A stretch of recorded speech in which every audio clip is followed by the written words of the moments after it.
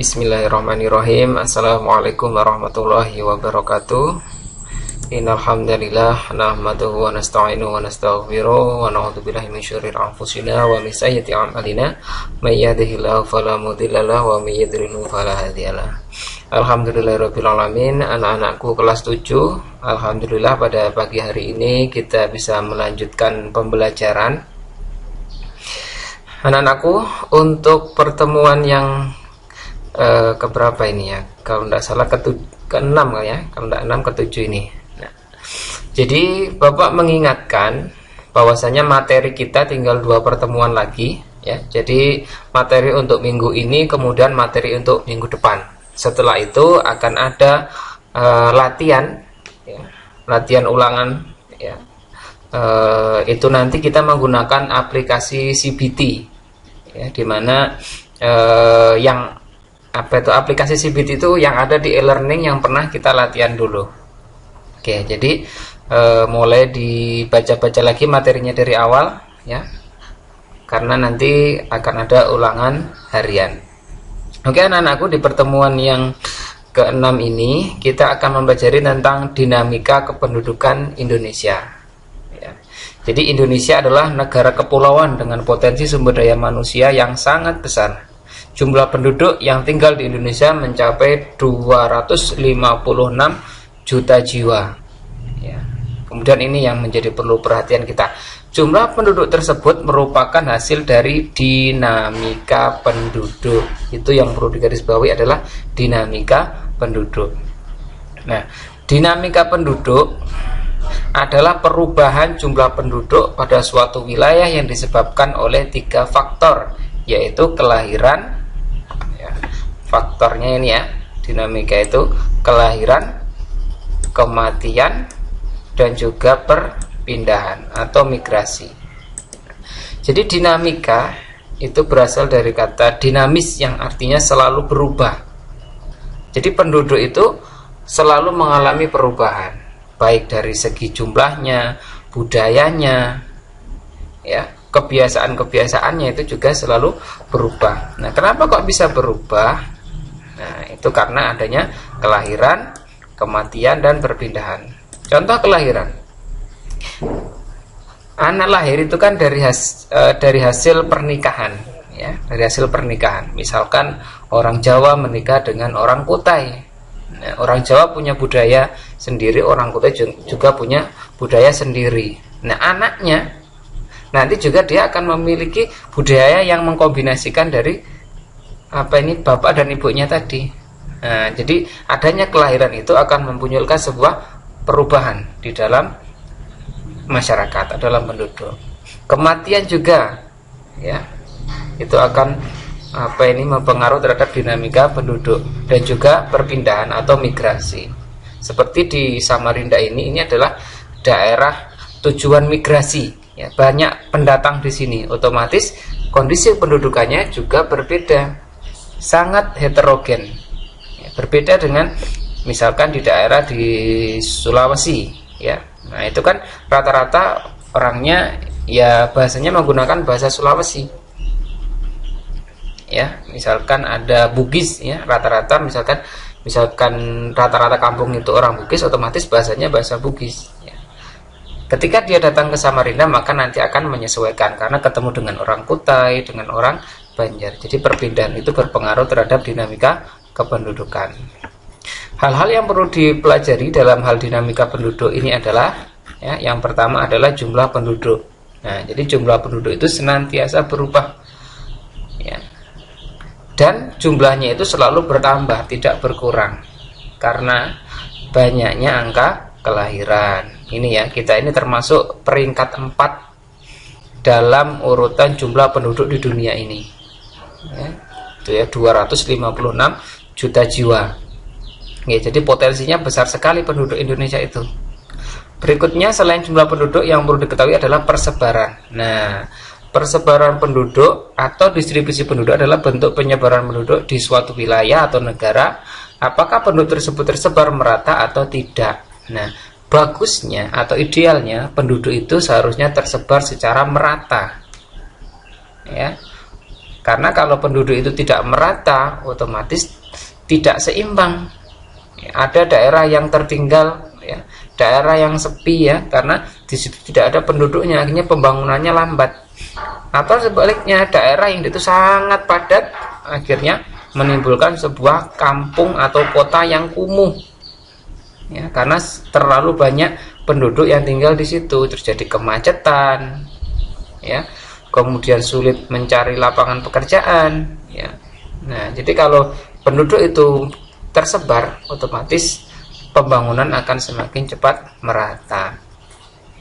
Selain itu, setelah persebaran penduduk, ya, ini adalah peta persebaran penduduk, kepadatannya.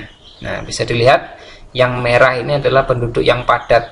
Nah, ternyata di Indonesia ini pulau atau provinsi yang penduduknya padat itu berada di daerah mulai ini, Jawa Timur, Jawa Tengah, Yogyakarta, Jawa Barat, Jakarta, Banten, itu penduduknya padat.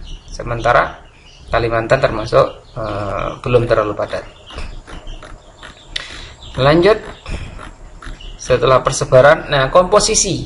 Nah, ternyata dinamika penduduk itu, ya, juga berhubungan dengan komposisi penduduk. Komposisi ini adalah susunan, ya, susunan dari penduduk itu. Nah, komposisi penduduk itu terbagi menjadi beberapa komposisi. Pertama, berdasarkan usia. Nah, ini ada rentang usianya, ya. Nah, komposisi penduduk berdasarkan umur dapat dibuat dalam bentuk usia tunggal seperti 0, 1, 2, 3, 4 sampai 60 tahun. Kemudian dibuatlah interval. Misalkan kelompok umur 0 sampai 5 tahun, ya, jumlahnya berapa? 6 dan 12 jumlahnya berapa?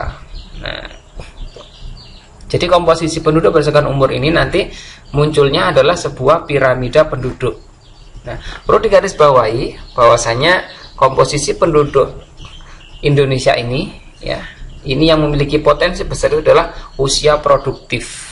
Usia produktif ini adalah usia kerja, karena usia kerja ini dia memerlukan sebuah lapangan pekerjaan, ya. Jadi makanya sekarang dituntut membuat lapangan usaha itu agar usia produktif itu dapat bekerja. Kalau usia produktif itu dia tidak bisa menyalurkan bakatnya, otomatis akan menjadi sebuah pengangguran. Kalau orang itu menganggur, akan cenderung kepada hal-hal yang negatif atau berbuat kriminalisme. Itu tadi, ya, komposisi berdasarkan umur. Oke. Berikutnya komposisi berdasarkan jenis kelamin atau sex ratio. Di sini adalah perbandingan jenis kelamin laki-laki dan jenis kelamin perempuan. Nah, kalau ini biasanya relatif seimbang, ya. Kita bisa lihat di sekolah kita juga, ya. Jumlah perempuannya berapa kelas, jumlah laki-lakinya berapa kelas. Nah, itu biasanya relatif seimbang.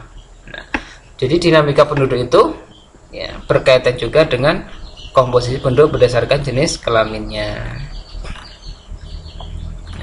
Berikutnya, dinamika penduduk itu yang perlu diperhatikan adalah kualitasnya.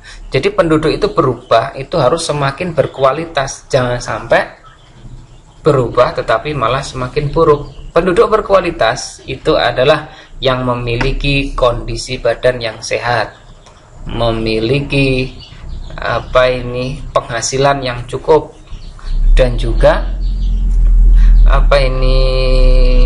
menempuh pendidikan atau menguasai teknologi yang sekarang ini. Jadi ada 3 hal itu, ya. Yang pertama adalah kesehatan, ekonomi, dan pendidikan. 3 hal itulah yang menentukan penduduk itu berkualitas atau tidak. Oke, ya. Nanti anak-anak bisa membaca lebih lanjut, ya. Bapak hanya memberikan stimulus saja untuk materi hari ini, ya, karena dengan alasan videonya biar tidak terlalu panjang, ya.